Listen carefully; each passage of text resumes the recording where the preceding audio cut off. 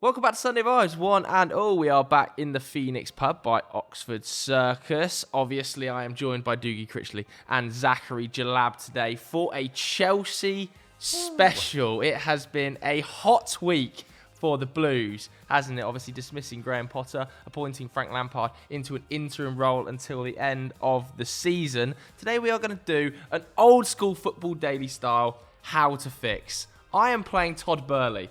How do you boys feel about this video? I'm excited. I feel like it's quite a chaotic time in the Premier League at the moment, with obviously the Leicester jobs and the Spurs jobs uncertain as well.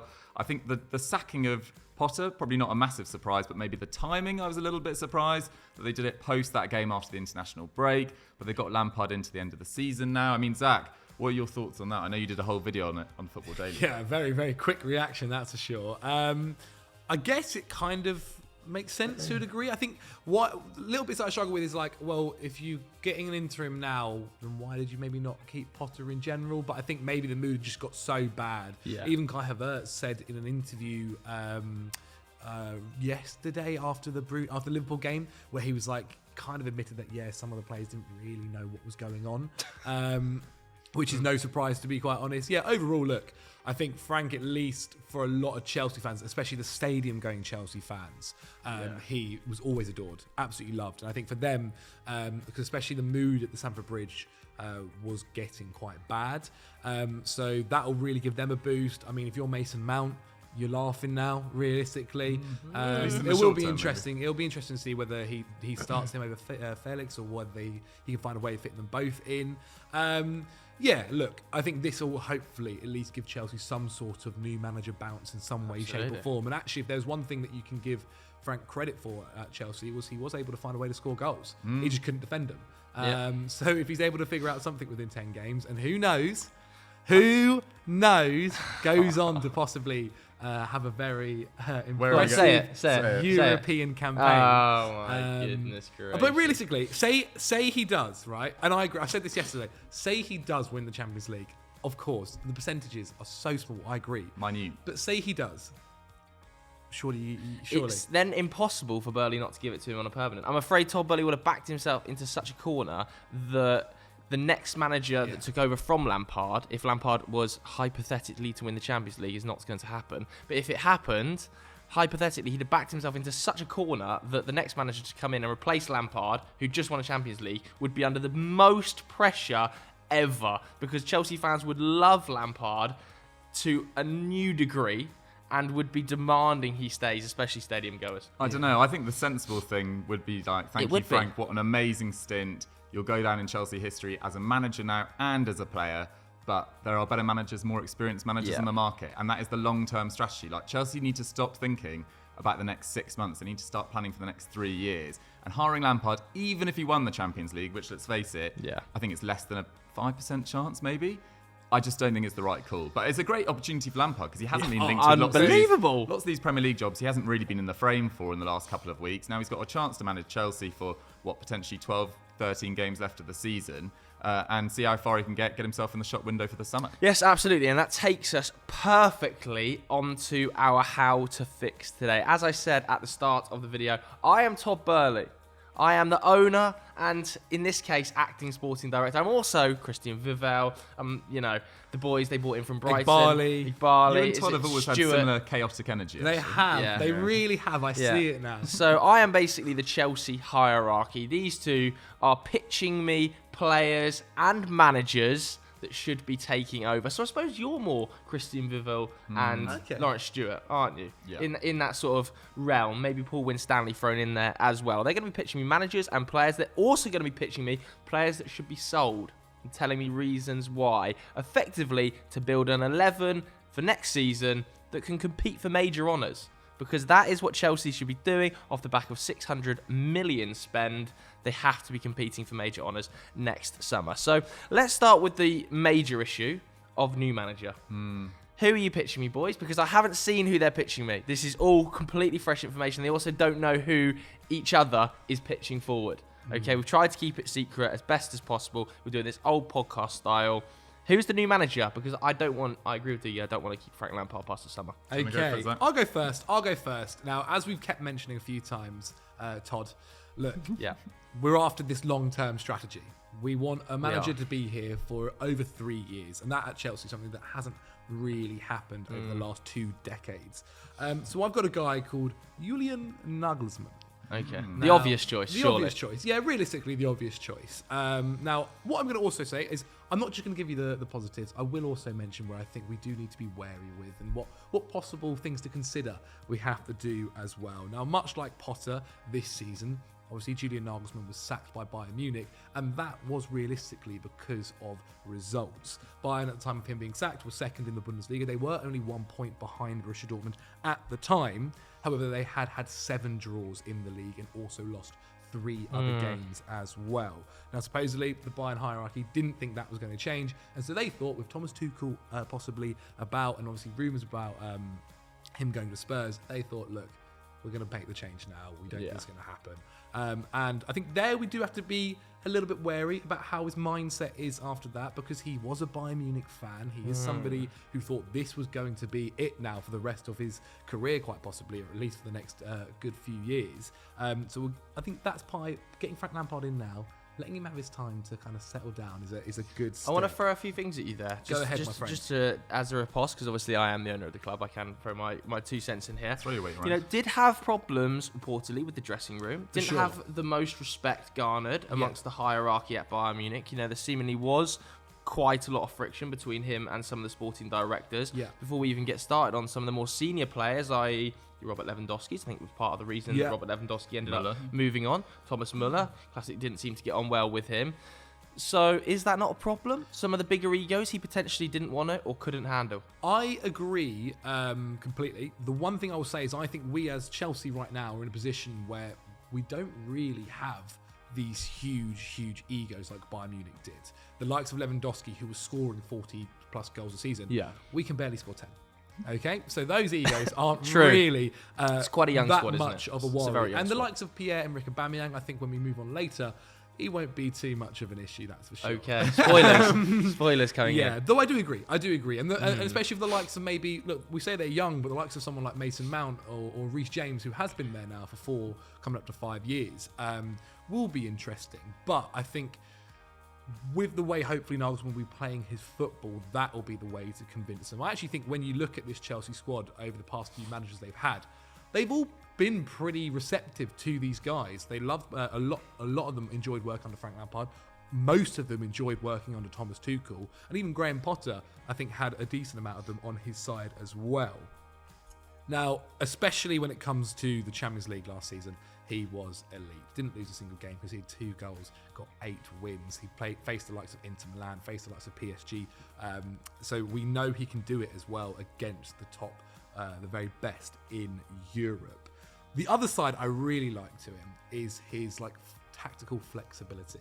I think something that we've got at Chelsea are a lot of players. That's what Graham Potter had, though. Endless tactical flexibility to the point of actual harm being done to the club when people weren't being played in correct positions. So this brings me to a quote that Nagelsmann said, which I found very interesting, which I think helps us out quite a lot here. He says, 30% of coaching is tactics. 70% is social competence. Basically, he came out to reveal that... He might be 70-30 in the other way. Yeah. Sounds remarkably like Graham Potter's emotional intelligence.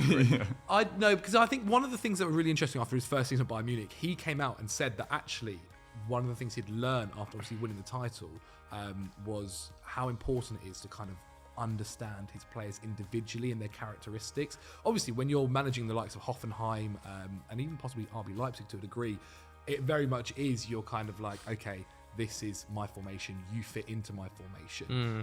But when you're coming to a club like Bayern Munich and even Chelsea, when you've got the players who are essentially some of the best in their position, I think of Reece James here, and I guess at Bayern Munich it was Alphonso Davies, who we managed to make basically a winger at times down that left wing, is kind of maybe customising your play style to some of your players, which I think with Chelsea and the likes of possibly Nkunku as well, who will be coming in the summer that we've already agreed.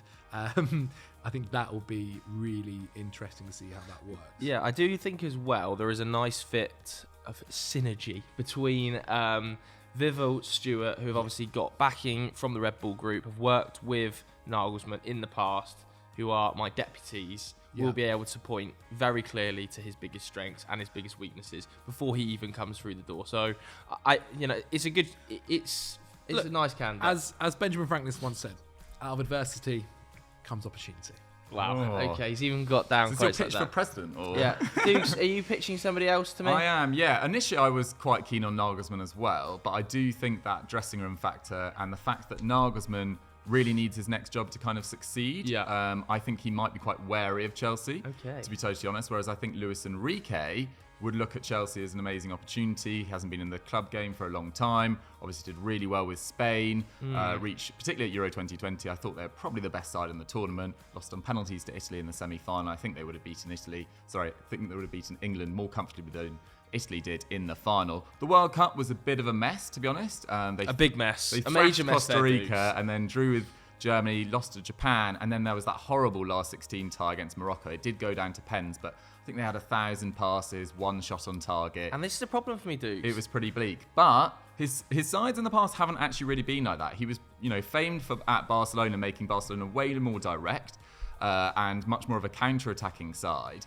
And, big players that have played under him, Thiago Alcantara, said that he's got the positional analysis of Pep, but the aggressiveness of Klopp. Messi said he's one of the 2 best coaches he's ever worked with, despite the fact that at times at Barcelona, they did butt heads slightly. And he's not afraid to take on big characters in the dressing room as well. In a stint at Roma, which only lasted 1 season, probably the weakest, by far the weakest stint of his managerial career, but it was his first job at the same time. He fell out with Totti, but he did get Daniele De Rossi playing exceptionally well. He's also got quite a good record in the transfer market as well, which probably won't be such an issue at Chelsea because it's going to be much more about culling, to be totally honest, and you'll be maybe the ones sprinkling making a few players. Yes, but I think what we've seen from Chelsea over the last 12 months is they need far more direction from the manager, because I think the ownership clearly are just like kids in a sweet shop, don't really know what they're going for, signing so many players in the summer, then replacing them in January, and already you're not quite sure where any of those new signings really fit into a long-term strategy. So they do need to calm down a bit. I think Luis Enrique, who does actually have quite a good record in the market, as I said,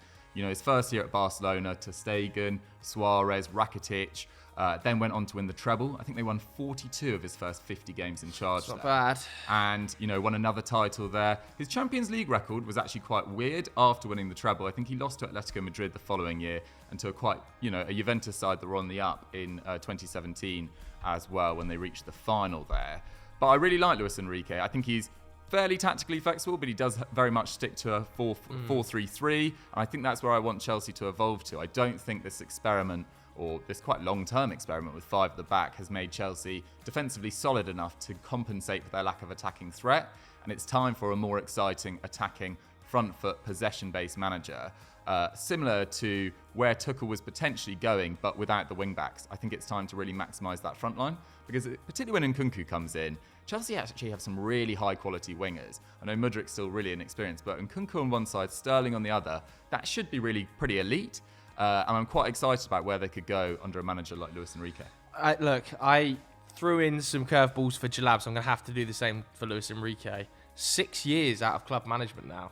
Has the game not moved on beyond where he was playing back in the 2015 sort of stage? I don't know. I don't know. I mean, he left Barcelona in 2017, I believe. Had an amazing time at Spain. As I said, did have to take that break, unfortunately, when his daughter died in 2019. So he's come back from real adversity.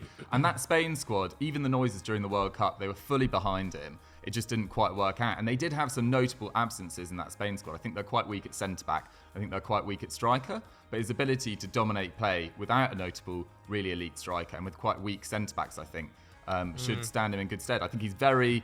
You talk about has the game moved on. He's quite known for being an innovator as well. On the training pitch, using drones. I think he built himself like Twitch. He loves using Twitch. He built himself a structure at Spain so he could watch training from a higher up level. Used walkie-talkies. This is a guy that's not slowed down in terms of his appreciation of modern day. I look at that Spain team though. I look at that Spain team at the World Cup, and I think played fantastic football on the back line, transitioning into midfield. Couldn't score goals. Sounds like Chelsea. Couldn't score goals. Who does that remind me of? Chelsea. Yeah, Don't have a striker. Can't I score think a goal. that is the key selling point of Nagelsmann, to be honest. I mean, his work, even at Hoffenheim with the likes of Kramaric and Belfodil, they were an amazing attacking unit, going from sort of a relegation or mid-table candidate to consistently being in the top 4. At RB Leipzig, he got Timo Werner his move to Chelsea, 34 goals in all competitions. Even last year, Lewandowski, I think, had his second best scoring season, and they weren't getting on off the pitch at all. Chupomoting this season. Chupomoting this season. Like, he is amazing at getting attacking returns, but I just think he's a risk. He's a risk. He is a risk. I agree. Risk. He's a risk. And I don't know whether he's going to... There'll be more attractive options that probably suit his skill set this summer. The likes of Real Madrid might be available. The likes of PSG. And I think they are more likely to be a success. This next manager at Chelsea, there's no guarantee that he's going to be able to turn it around with the amount of turnover which we're going to get into. There's a part of me as well at Chelsea where I think for the past few years now, Chelsea have been desperate to try and become, because naturally they haven't been this like attacking side, right? And they've been trying desperately to become that. And it's not really worked out. Like we mentioned Thomas Tuchel, one of the successes Thomas Tuchel found was that he actually made them defensively solid first and then attacked through the wing backs. And so there is a part of me that thinks maybe like naturally the club is built for a more of like a manager to look after the personalities, like your Carlos, like your Jose Mourinho, so on and so forth, and defensive first managers, rather than the guys who are going to be attacking full like all out attack. But it's interesting. Like the other thing as well with Luis Enrique is how keen do you think he'd be for like a long term deal, like a project where he could like, because that is what these guys want. Todd and that want to be working with these guys. Look, I know what I want. I know what I want. And apologies, I said this about Graham Potter, didn't I? And you did, mate. You know, you did. I'm the first owner in Chelsea history to sack 2 managers in a season. You know, I've blitzed through Roman Abramovich record already. So this chat of long-term project, you know, contradicts. You know, my words contradict my actions at the moment. So, look, I'm going to make a decision on the manager. I am going to go for Nagelsmann. I want to be excited. I think that's an interesting call, given his lack of experience at a top club, given the fact he only lasted, 18 months at Bayern Munich. I think that's a massive risk. I think you got that wrong. Remember, it's a big risk, but adversity comes opportunity. Stop saying the Benjamin Franklin quote. Let me know what you guys at home think of my decision there to go for Julian Naglesmann, or whether you would have gone for Luis Enrique. Maybe you'd have pitched someone else to me. Let me know in the comments below. Let's go to players that need to be axed, because quite frankly, I wasn't happy this week. Going to get my spreadsheet. As Todd Boehly, I was not happy this week with some of the leaks coming from the dressing room, talking about, you know, players having to get changed in the hallways, players having to sit on the floor during team meetings. We're going to have to extend Cobham. We've got a 34-man squad. Way too big. So much fat in that squad that needs to be cut. As the sporting directors, who are we cutting? Because I need some money to go into the transfer market with to appease FFP. How do we want to do this? I reckon me and you are probably on agreement for most of them. Okay. For the guys we want to cut. I mean, the easy ones that we're probably going to be in agreement with: Ziyech, Christian Pulisic, Loftus-Cheek, Aubameyang. Well, let's just go through these and let's come up with some fees that we think are realistic for these players. Okay, so we start off with a market where no one's got any money, and you've hoarded players for a long time. As I said in January, the worst possible strategy for Chelsea if they want to sell into this market. I don't think you're going to get big money for any of these. Ziyech, I don't believe we'll get a fee. I think that'll be a loan with an option or an obligation. Well, there was obviously the very close move to PSG, which was a loan, wasn't it, with an option or obligation? Yes, Pulisic is loan. I think Germany. Obligation. What Dortmund doing at the moment? No, not going back to Dortmund. What word are we talking about? What was the next name on the list? Loftus-Cheek. I think Loftus-Cheek has a 15 mil. You're dreaming. Has an owner in the Premier League somewhere. I will. What Nottingham Forest doing in the summer? I will lay down maximum 10 million for Loftus-Cheek. I'm not going to lie. Okay. Maximum for 10 million for Loftus-Cheek. How much are we getting from Aubameyang? Loan option to buy back to Barcelona probably, or some other. But I don't think it's a good idea to just do this. Is just kicking the can down the road. These loans. I think we got to take some I'd losses. rather cancel some contracts. Okay, would you rather cancel Aubameyang's contract and take the hit with FFP of £5 million potentially? Yes. Than loan him to Besiktas? Yeah, I think so. There's talk that Barcelona want him this summer. They obviously got rid of Memphis Depay in January. They don't have a lot of backup for Lewandowski as a central striker. Okay, I'm going to cancel the Aubameyang contract. That's just cost. That's just knocked. That would be a second cancelled contract in 2 years. That's just knocked £5 million off of your total budget. Okay. Okay, Aspie, I do think some sort of... Out of contract though, isn't it? No, his contract ends at the end of next season. Why did I do that one? Unreal. And was so, it you though? I don't think it was you. 2 mil. Let's get 2 mil. From who? Who's paying 2 million? Barcelona will be talking to us, I'm pretty sure. 2 million? I'm not sure about you. that. I don't know which goalkeeper... So obviously I think we need to get a goalkeeper in. We'll talk about that later on. Yeah. However, for that to happen, I think we need to get a goalkeeper out. I'm not too bothered which one. Well, that's not the kind of decisiveness I need from sporting directors. Todd, get rid of Edouard Mendy. But do you not think one Kepa's of the most overrated goalkeepers in Premier League Kepa's history? on 150K Not because he's a bad league. player, but because he's just... People will talk about him as one of the best in the world. He's never been close to Edouard Mendy. His career before Chelsea shows that. His time at Chelsea shows that. Kepa has actually had a bigger ceiling in the last few months that Mendy has achieved until that Tuchel season. But Kepa's, Can you Kepa's sell on me better than that? 150k a week. Mendy's not going to be on pennies. He's not. He's his lowest paid player at the club, basically. He's on less than Mason Mount. Okay, right. Kepa's a good squad man as well. Everyone seems to really like him. I keep him around. Yeah, true. But I think we can get more money for Kepa than we can Mendy. Really? Mendy, we spent 30 million on him. But look at the loss. Because Kepa, you're effectively losing at least 50, 60 million pounds on Kepa. Whereas Mendy, you only cost, what did Mendy cost? 28 million, something like that? I'm not going to lie. Dougie has sold me with that argument. That was a really passionate How much are we pitch. selling Mendy for? Crystal Palace might be looking for a new keeper. You're in Edouard dreamland. Mendy, get down Okay, there. I'm going to put him at a similar sort of fee to Bernd Leno, about the £8 million Perfect. mark. I think they're a similar level goalkeeper. Dennis Zakaria, not extending the loan, obviously. No. Okay, the other lone boy. What are you doing? João Felix. Because this is where things get interesting. Is there no more sales before we get to there is. Because he might be an addition. So as well. I've put here, because obviously we're not making a lot of money here. I'm willing to sell Kovacic for the right price. Wow. I'm keeping Kovacic. Man City, obviously, were rumoured to be in for him. I think he's somebody that can be a sellable asset. How long's he got on his contract? His contract ends at the end of next season. Wow. So if we this got to shit or this get off is the the pot with him. time, We got to shit or get off the pot with decision. Kovacic. I like Kovacic. I think on his day, which doesn't come around nearly enough, but he is one of the best. You'd give him a new midfielders in the contract. Prem. 29 I probably next would, season. yeah. 29 next season. I don't know why you'd keep Kovacic, because I'm going to suggest a DM in a bit. I'm getting rid of Kante. I'm keeping Kante. He's one of the best paid players at the club, and he cannot stay fit. I think he's played 4 games this season. And yeah, he's out of contract, I think, anyway, in 2020. Is it this year? Kante ends this season, yeah. Perfect time to say goodbye. Thank you for your services. You can't stay fit anymore. You're 32. But what if he can stay You're fit? close to a club legend. Is he close to a club legend? Definitely. Potentially. But yeah, What if he can stay fit? I thought he was monstrous when he came back Exactly. against Liverpool. As soon as he stepped on the field, I thought he was If we shot this sensational. before Liverpool, I would have agreed. And then I watched the Liverpool game, I went, oh my God, I think he so can still have an impact towards You're the end nervous. of the season, but you're looking at one of the best players of the club. I think after Lukaku, I think he might be the second one. No, he's and that's not you're good right. enough. To put in 4 appearances this season at 300 grand a yeah. week, I'm When afraid he's 32, can't continue. I think he It might can't even be continue. is he 32 or 33. But then He's in his early 30s. which player for you then are we going to make our money on? Like right now, we've made what, 15 million? Well, Are you? Yes, you've made 15 million Yeah. so far. Are you selling Mason Mount? yes, I am. Okay, Oh let's my get on to that. God. I'm agreeing with Dougie with Kante, just purely financial. Again, let us know whether you would have sold Kovacic or let Kante leave at the end of his contract. But I'm going for Kante with that 300 grand a week. Okay, we now move on to... I need some money here, lads. I'm not going to lie. FFP's crunching. So far, we've paid £5 million to get rid of Aubameyang, and we've made 20. So we're £15 million up, and We we've could got rid of 1, 2, 3, 4, 5, cancelling 6, Aubameyang's 7, contract 8. and just loan him if we have to.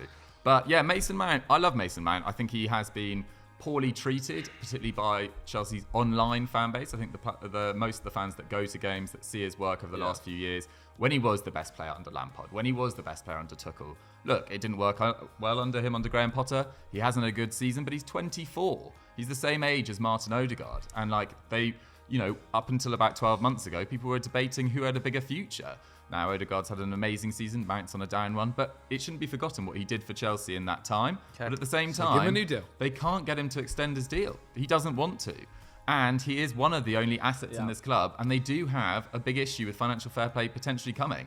I put that online yesterday, and someone said to me, "Oh, that made-up financial fair play thing." I was like, Chelsea, you just had a transfer ban not that long ago for breaking financial fair play. You of all fan bases should remember how bad it can be under that, and how far that set you back in that time as well. There are very little sellable assets I'm looking at. No, I agree. Who's your sellable asset? And Kovacic, that was my sellable asset. So you'd rather keep Mount and let 100%, 100%, yeah. Do you think you get a similar fee? Because no, so this plays into my mindset of there's a third player we need to talk about, Felix.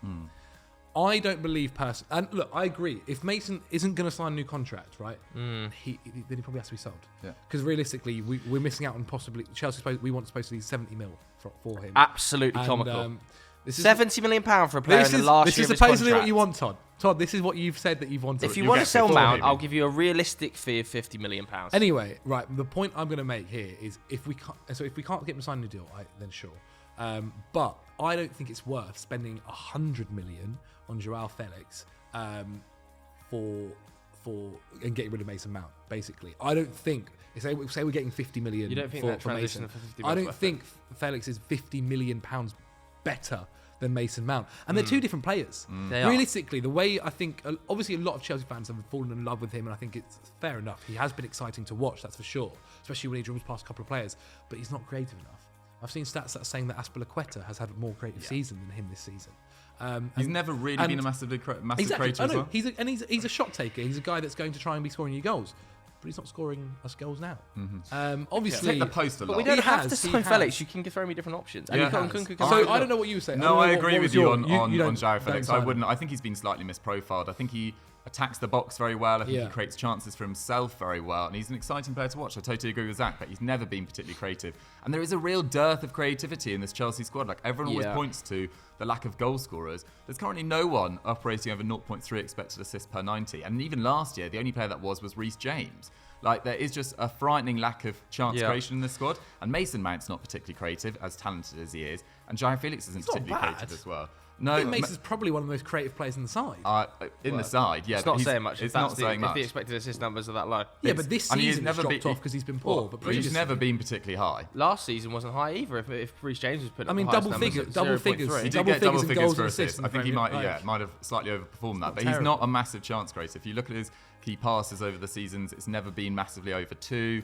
Like, I think you're just looking for a bigger creator to come into this side along with the goal scorer. Here's what's going to rule it for me between Kovacic and Mount is I believe I can get a much bigger fee for Mount, given his age, his profile, and the fact he's English. I think I could probably get double the what I would get for Kovacic. How much are you thinking?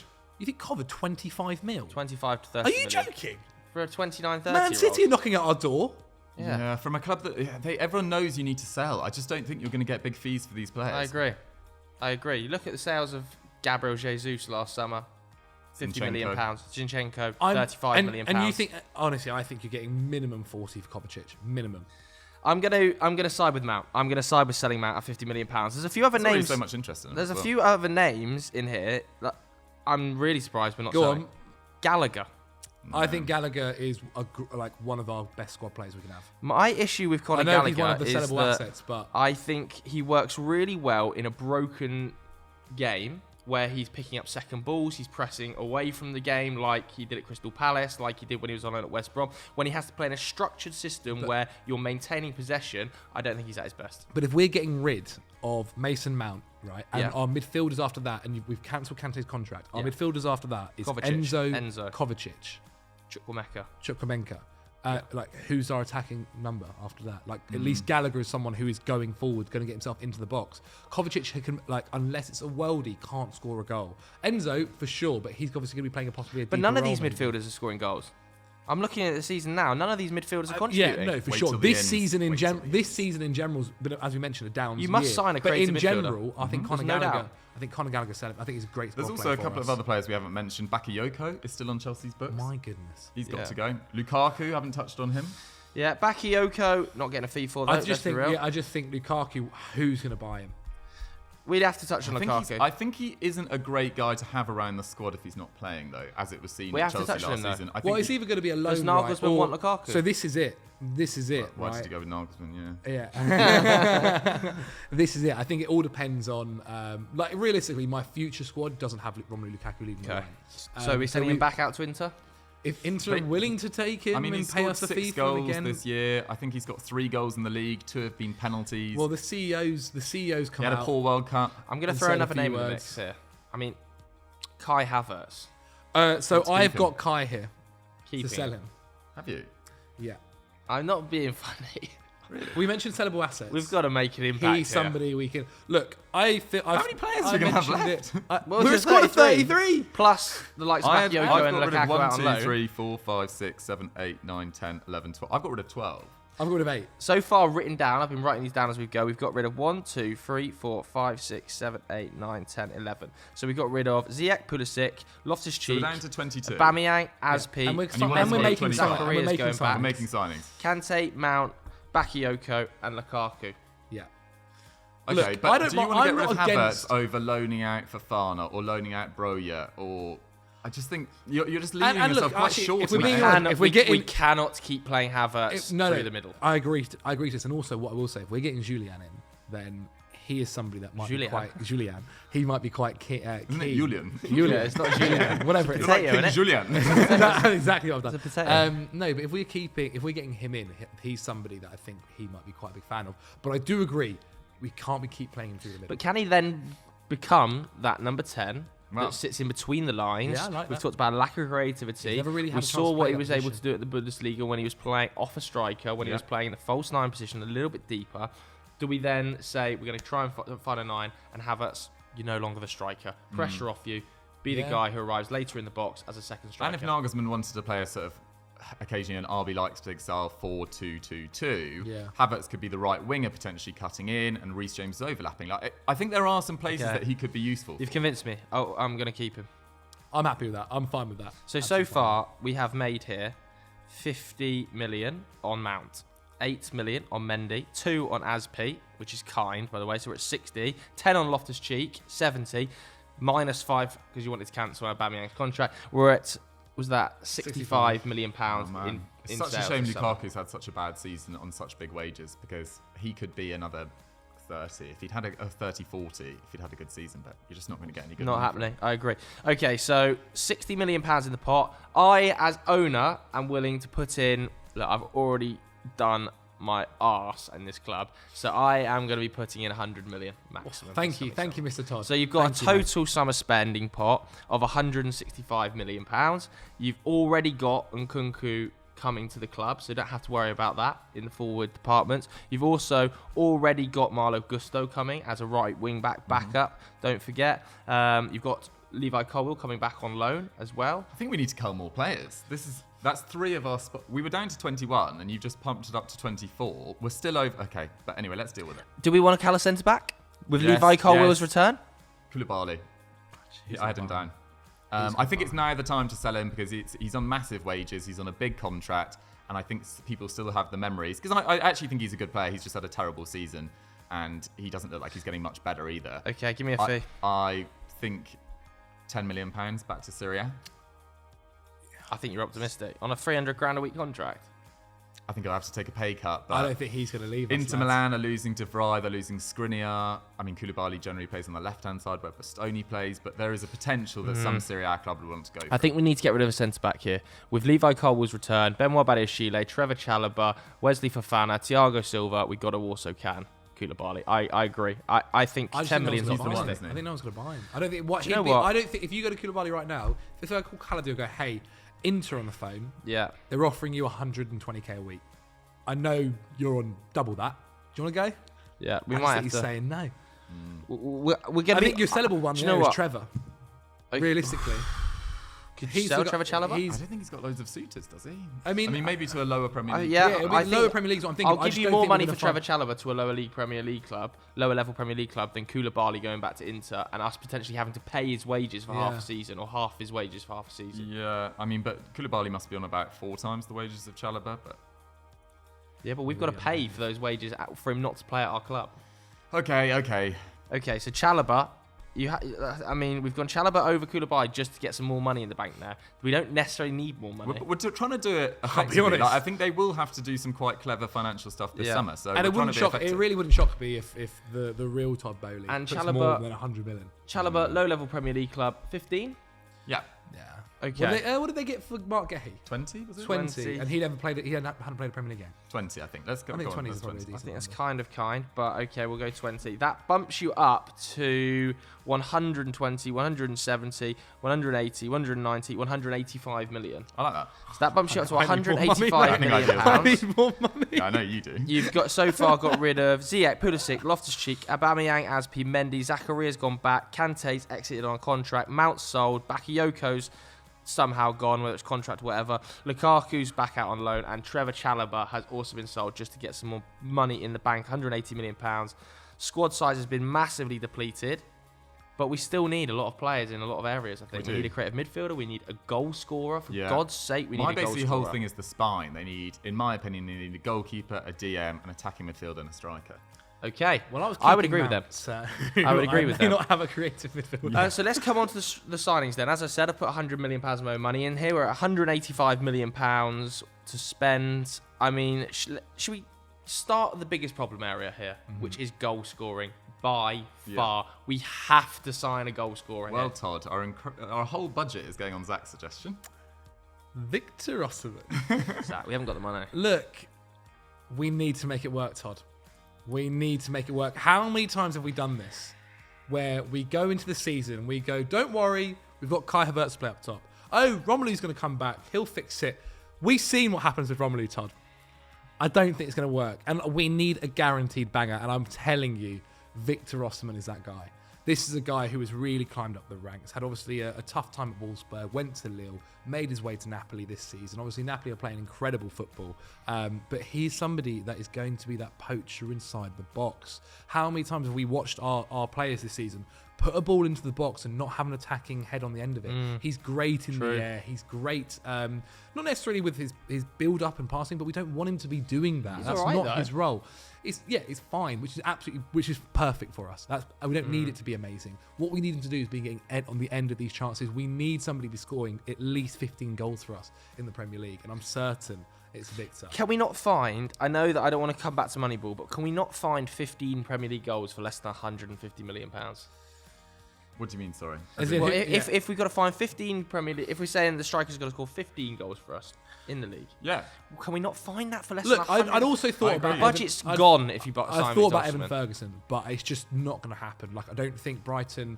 We'd have to overspend. 18-year-old Evan Ferguson leading the line. He needs more time to develop at Brighton. Completely agree. I agree. Completely agree. Not the time to make... I'm interested to hear your... Yeah, I went with... So we did this on Continental Club 2 weeks ago, talking about the strikers that could move this summer. And there's actually so many good strikers on the market that might move. Osimhen, Vlahovic, Jonathan David, and the guy I'm going to mention as well, Gonzalo Ramos from Benfica. Look, he used to play as an attacking midfielder. He's got a better all-round game. I think he'd fit in to Nagelsmann's style of play. And he's the guy for big moments as well. I mean, I think he became the youngest Portuguese player to score a brace in a Champions League knockout tie, that tie against Club Brugge. He scored a hat-trick in the World Cup. Whenever he's played for Portugal, he's generally delivered, although Roberto Martinez continues to stick with Cristiano Ronaldo, which is a bit of a coward's move in my opinion. But Gonzalo Ramos, 25 goals in 37 games this season. He's been really, really good. Lots of Benfica fans say he's a much better all-round fit and player than Darwin Núñez.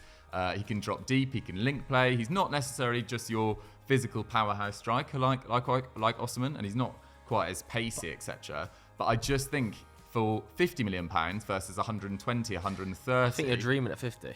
I think it would be between Didn't 50 they say and 70. 100 for? I think they were talking 100 last summer. He's got a £105 million release clause, but I don't think they'll have to go that high. Benfica generally come to the party. You just gave 50. Benfica 120. I think we've just dealt with Benfica. They are going to be wanting that release clause. I just don't think they're going to be able to. They'll try and keep. Are these really the two best options we've got on the table? The issue, I thought about £100 million. I wanted to get Ivan Toney. This is a shot, and I think this is worth not raising. on now. I think this is worth raising. Why not? Right? Well, because he's going to be banned for potentially. No. 6 months. I will.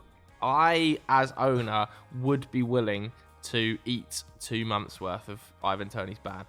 I think because the ban's going to run through the summer. I'd be much more keen because I think we can get him for under half the price. I think £50 million convinces Brentford to sell Toney. Yeah, I probably agree, but also, aren't we just kicking the problems down the road again? We're not starting the new season. He's only 26. With his strike. No, I know, but just not having him potentially for the start of next season, I just think that's potentially quite difficult. He's right. My opinion is, I think he's brilliant. What I will say, we do have Broja coming back, or Broja coming back. No, not until November though, is it? No, I'm pretty sure. September minimum. Yeah, but we want him in pre-season. Look, I'm not going to lie, and lads. Kunku's there as well. I'm a bit deflated by those suggestions. I think Gonzalo Ramos costs too much for 100. I don't think I've seen enough of him for 100 million pounds. I don't think you'd have to pay that much. But if we paid 100 million for Enzo, they're going to bend us over January, the table. off the back of a really hot World Cup, that was stupid. And Chelsea aren't very good at negotiating. How much deals. did Liverpool pay for Darwin? 70? Something I like think that. rising to it can Rising rise to 80 or something. 90 or something. But yeah, I mean, they're very good negotiators. Osman's, we can't afford Osman. Let's take that off the table right now. But okay, I mean, other than that, it's very difficult to find. I mean, Chelsea and strikers, you need someone of a certain character. You need someone coming off into a certain form. Like, they haven't had anyone hit 20 goals in all competitions since Eden Hazard left. Okay, Which is pretty dire. And you just don't challenge for titles unless you get a 20-goal striker in. Here's what we'll do then. If you can negotiate Gonzalo Ramos for 75 million. He's not the right fit. In what way? I think Chelsea need a physical striker. What, like Lukaku? Do. Not necessarily. Lukaku wasn't like he wants to be playing in behind. That's the thing. It didn't work all the time. He didn't want the Osman ball wants to play in behind. Yeah, but also Osman's he's a channel guy inside as well. the box I don't know. as well. I'm telling you that inside the box poacher. I think honestly, out of all those we've mentioned now, Ivan Toney. But do you want to overpay? I think Victor Osimhen's awesome, but I don't think any player's really worth I agree. the fee that they're asking for. Do you want to Victor overpay Osimhen for too much. Enzo Fernandez, Mudryk, and Victor Osimhen as three of your most recent signings? Honestly, after mentioning Ivan Toney, I'd prefer. Ivan I'm Toney leaning the most towards Ivan Toney. All right, Todd, I like it. I Okay, like it. £50 million has just gone out of the budget. We're down to £134 million. Ivan Toney is leading the line next season. I think he's a massively underrated striker, by the way. I think we actually need to put a bit of respect on his name. Great all-round player. 17 goals this season. I think 4 assists in the Premier League alone. I think his build-up play is massively underrated. His back-to-goal work is probably, alongside Harry Kane, for me, the best in the entire league. And just because he's seen as a bit more of a target man at Brentford, I think he's still totally adept with his footwork in and around the box. I think the way we're looking to play our football, he'd be great. Like, he's great on the ball as well. I totally agree. Perfectly with the link-up play to our wingers. I think overall he does fit that position fantastically well. And also, you know what would be great is having someone we know works in the Premier League. Yeah, and also he can bring players into the game. What you see him do at Brentford is when he has got his back to goal, bringing midfielders, bringing wide men into the game. When Nkunku's working off of a player like Ivan Toney, maybe you've got Raheem Sterling coming in, these sort of inside forwards off of Ivan Toney. I think it's a big positive. So I'm going to go for Toney. That's £50 million taken for the transfer budget. I know that we wanted Victor Osimhen as our number one target, but it's just unrealistic, boys. Hopefully the ban is not very long. Yeah, we were just pretending the ban is over, just because we don't know what's happening with the ban, do we? It might be 3 months, it might be 6 months, who knows at this stage. So longer than 6 months, we might have to remake the thing that decision. Yeah, but we'll go for Toney for now. So £135 million. Let's move backwards. We need a creative midfielder, boys. So I'll be honest, lads, I didn't have the idea of getting a creative midfielder because you wanted to keep Mount. I wanted to keep Mason Mount. Okay, personally. Dougie, you're up. I thought of a few candidates. So Paulo Dybala has a €12 million buy option this summer. Very attractive. Pittance, really, that money for Chelsea at the moment. I know his wages would be quite high, but he's coming off a magnificent season at Roma. He's probably been the best player in Serie A outside of Kvaratskhelia and Osimhen. Also thought back Florian Wirtz, but he's far too expensive, I think, for and this he's summer. Kai Havertz 2.0. No, he's not. I think that's harsh. He's a very, very good player. He will go right to the very top. Right to the top. So I'm actually going with Dominik Szoboszlai of RB Leipzig. There has been links. Fits in well with Nagelsmann as well. 4 goals and 8 assists in the league this year. Technically, absolutely brilliant. Strikes the ball incredibly well. Surprisingly quick as well. I think he could do well in a transition team. He could do well in possession. And I think it's potentially one of those sort of moves that no one really sees coming, but would make a lot of sense for both managers. And I think I'd play him in front of my 2 midfielders that I'm then talking about. Feeding Nkunku on the left, who he's worked with, obviously. Feeding Sterling on the right and feeding Ivan Toney now in the middle.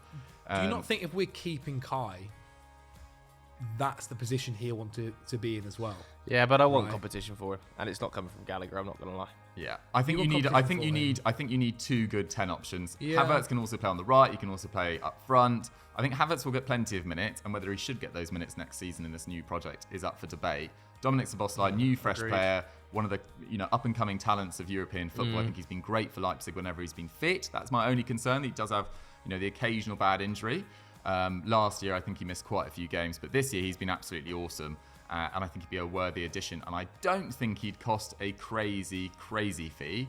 I think, again, he'd be around 50 million. Okay, so there goes 100 million of the budget. That leaves us with 85 million pounds. FFP is coming for us, and we need a defensive midfielder. Yeah. And because we've sold Kante, we need a defensive midfielder, and we need a goalkeeper. For sure. So you only had 3 players. Yeah, I had 3 players. Yeah, I didn't. Yeah, so how were you affording? Sorry, you had 3 players. Kovacic alongside Osman. Yeah, I was letting go of Kovacic. How much expected budget were you going? Because 150 of your, even if you let go of Kovacic, it would have been the same amount of Chelsea goggles on. Edouard Mendy was going for 50. Yeah, what are we talking about? Kepa was. Yeah, absolute waffle. Anyway, we've made our decisions. Who's your DM? My DM's Declan Rice. So that's the budget gone? It's not. Not especially if West Ham get relegated. The budget is absolutely gone. You think if West Ham get relegated, Declan Rice is going to be... Go on. I don't think West Ham are going to go down for 1, and I think he's going to cost 80 million. So the budget would be gone. You've got 100 million on the first 2. I think he's going to be less than 80 million. I really think this summer is the summer he leaves. I've also got my backup one as well of Lavia. Lavia obviously at Southampton. That's more interesting. Obviously, Southampton do look like that is going to be their future. But again, that's minimum 50 million, isn't it? Relegation. If they go down, I don't think it is. Well, Man City have got a 50 million pound release clause, haven't they? Though, so have they? Whether they take the activation, but still, okay. Look, I think Declan Rice is my number 1. Put it that way. If we went into next season, I know Chelsea fans will hate to hear this. If we went into next season and it is going to be Kepa in goal again, it's not amazing, but it is what it is. If we are shoring up this midfield and attack, right? Because the defense this year hasn't been terrible. I know there's been a couple of mistakes by Kepa, but you mentioned it earlier. He's actually had a pretty good season. He's come on leaps and bounds, and so I think getting this midfield right, especially a midfield that's going to be here now for possibly the next 5, 6, 7 years. We've already done one with Enzo Fernandez. I think he needs that DM to sit next to him to allow him to roam forward a little bit more. We let go of Kante as well. He was someone I was hoping that could have possibly stayed around a little bit. And so, yeah, I think someone like Declan Rice, who we know the capability he has. We've also seen when he plays in that England side, obviously a better side than West Ham. Yeah. And possibly a better coach side as well. He looks so much better. The Italy game, the first half especially. I've got an issue here, though. I've been on the phone Stan Kroenke. He wants Rice at Arsenal. Are we able to compete with Arsenal? Tough if they pull on those heartstrings. I think his brothers have season tickets at the Bridge. I know his brother's got season tickets. All of this see him stuff. every time. If Arsenal and Chelsea are on the table, there's only one selection, and it in blue. I think he's too expensive. I just think he's too expensive for this summer. For me, I don't think we're getting enough. Who's your DM options then? I went with the guy that you were linked with last summer, who wanted to leave then, Edson Alvarez of Ajax. I don't think he costs a bomb as well. I think he is a really, really good player. I think he's 25. I think he's got over 60 caps for Mexico. Really high defensive numbers in a side that dominate the ball. He's very good aerially as well. I think you kind of lack a bit of physical presence in midfield at times. Yeah, I agree. And I think Edson Alvarez really sorts that out. And I can see him, Enzo Fernandez alongside him, doing more of the ball progression, maybe getting to the final third more. I'm linking up with Dominic Szoboszlai. I'm drooling, really. I mean, it's all on paper, but I do like the one thing I will say is I do like a defensive midfielder that's going to allow Enzo to be a little bit more free with his game. I don't want Enzo to be the 6. Yeah, for sure. I want Enzo to be the ball player. I want him to be able to progress it, arrive late in around the edge of the box, and Edson Alvarez would certainly allow us to do that. Whereas I also feel like Declan Rice, the way he's transitioning, is slowly becoming a little bit more of that type of player. I think he's becoming a little bit more advanced than we saw in the early stages of his development. I think if he went to Arsenal, he's probably more likely to fulfil that Granit Xhaka role than he is the Thomas Partey role, although he can cover both positions. How much is he going to cost, though? Because Ajax have been pulling people's pants down. Yeah, I think because he wanted to leave last summer, they probably said, look, we've sold so many players, we've lost our manager last summer. Look, you can do us one more year and then you can go. And I think he costs max 40, but I'm not sure. And there's also Romeo Lavia on the table, who I think is a pretty outstanding candidate. The only issue with Lavia, the only one with Lavia, obviously, is that he's still incredibly young. He'd have to have a lot of development under Nagelsmann. Can we get both? No, not if we're going for a goalkeeper. We do need a goalkeeper, don't we? Sol Mendes. Yeah. I kind of agree with Zach, though. I don't think goalkeepers as pressing as these other areas, to be totally honest. I would much rather, honestly, I mentioned it, Chelsea fans will be hating us for saying this, but he has improved. He really has improved this season. Well, when I did We Need to Talk this week, I was doing a agree or disagree, and the suggestion from Chelsea fans was that Kepa had been the player of the season. Honestly, he's pulled off something like kept us in a lot. It's clearly Thiago Silva. The issue with Kepa that we have is this season. There's been, whilst offensively we have been better, he has saved us quite a few times. And I think what he might struggle with is if we do really shore up that defence and he's called upon maybe say the amount like Ederson is, for instance, that's where you'll see maybe mistakes more prominently. Like there are things that happen to Kepa where I'm like, I think if any other keeper made that same mistake, nobody would mention it. The only thing I'll say about Kepa, and I said this when we need to talk, is that I feel like some of the numbers around goalkeepers don't tell the true story of Kepa. You know, we can point to Kepa's post-shot expected goals being second or third best in the league, I think, behind Bernd Leno and Alisson. But what it doesn't tell the story of is a failure to collect the cross or a failure to dominate a zone, a ball knocked across the 6-yard box where he should really he should be off his line. He gives to his backline. I feel like that is an area that stats just you can't comprehend those sort of things. Lack of confidence in stats isn't a thing, is it? So.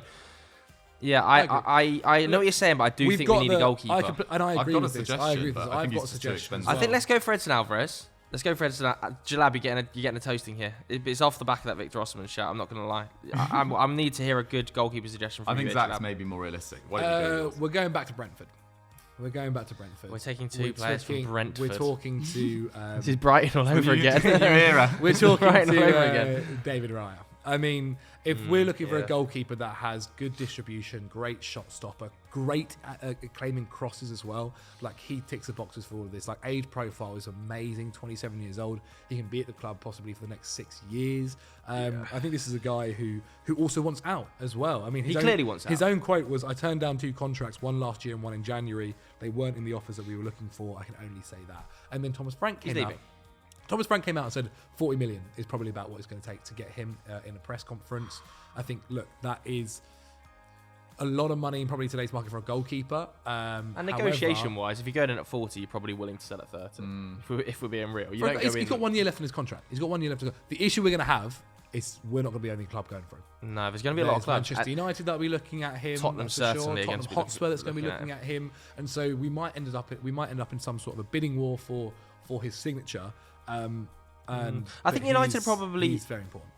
Much more likely now to give David De Gea the new contract. I don't think United his recent form. And also I think United have more pressing areas to spend money on. I think United will be looking at this summer's budget and saying we've got to do at least £100 million on a striker here.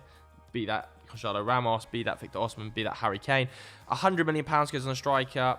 They also need a central midfielder. They also need a fullback, probably. We've seen the reports this week linking them heavily to Frimpong. I don't think a goalkeeper is going to be even in the top 3 most demanded positions by Erik ten Hag, despite the fact many fans might say it's number 1 or number 2 being able to find a goalkeeper who can play out with his feet. I think that will drop down the list because of the need for a striker and how much the strikers are costing this summer. What do you think as well? Rough idea. Obviously, if Forest go down, big if here. Keylor Navas maybe about. I know it doesn't help us for the long-term future, but if we're looking at saving money, quite a clever stopgap. It might be a nice little stopgap for us. I really like Keylor Navas. I don't think that's a terrible idea. Who was your suggestion for goalkeeper? My suggestion, and it's going to infuriate fans of this club, as it did on Twitter when I linked to Man United the other day, Mike Maignan at AC Milan. Going to cost a lot of money. Yeah, we ain't got the budget. But there is a good chance that AC Milan miss out on Champions League football. And would I swap Milan for Chelsea right now? Probably not, to be honest. Look, they've got a Champions League quarter-final to look forward to, but if you throw enough money at him, but to be honest, this was not my priority position. I just think he will play for a top club before too long. He's already, he's now France's number 1. He's a really excellent player. Someone bigger than Milan at the time should have gone for him when he left Lille. He's incredible. And really missed out on him. He has had a few injury issues this year, but he's got amazing distribution, commands his area really well, good shot stopper. He's got it all, but I think you're looking at 60, 70, which I don't think Chelsea have. I don't think many teams are going to have that to spend on a goalkeeper. No. Also, in terms of you mentioning Chelsea might not get top 4, I don't think that's as big of a deal nowadays as it is for someone like him, who's still so young and has played in the Champions League. Well, he's 26 though, 27, isn't he, Mike Maignan? Yeah, but obviously the goalkeeper as well goes on. Yeah, but the idea of Chelsea is they will get back into the Champions League. For sure. I just think he probably feels quite settled in Milan. I agree. I think it'll be tough to get him for sure. Yeah, I think that's just too much for our budget. So I will agree with Raya. If we're saying £40 million there, that is bang on the £185 million. If we're saying 45 for Edson, 50 for the first 2 in Ivan Toney and Dominic Szoboszlai. Okay, so that was these guys' suggestions for how to fix Chelsea. There was a lot of sales in there. We're going to put some of the sales up on screen now, maybe, just to remind you, and some of the purchases. The out and in column is quite interesting.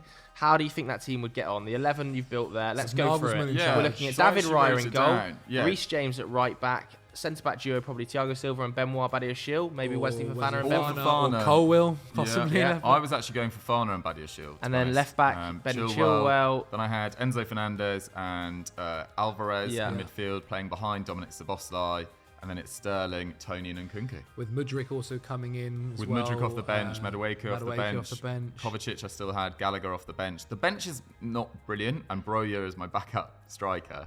But actually in this case, I think it's going to be Havertz. It's going to be Havertz. So, yeah, I think this side... I think the bench is really strong. With Malo Gusto on the bench as well, Cucurella I think this side backup. could get in the top 4, but it all depends what happens this summer. You know, it could be absolute chaos for this new manager. They could be doing deals right up until deadline day. They get off to a slow start to the season, and the problems just go on and on. But I really do think that 11 we've created, and some of the players that are coming in, I think Malo Gusto is a really good solid right back. I think Nkunku has the potential to be absolutely electric in the Premier League as well. I know people will say Bundesliga tax, etc., but I think that's a load of rubbish, to be honest. He's much more settled. He's much more experienced than those players that came in and failed before him. So I actually feel, you know, if Chelsea get this summer right, it could be quite exciting. Okay, there we go. We want to hear from you guys at home, though. What did you think of the suggestions? Who would you have suggested if you were the Chelsea sporting director to the owner, Todd Boehly? Who would you have sold? Who would you have kept? Let us know all of that stuff in the comments below. If you enjoyed this video, please do hit the like button. Hit subscribe. Thanks very much for watching, everybody. We'll see you later. Goodbye.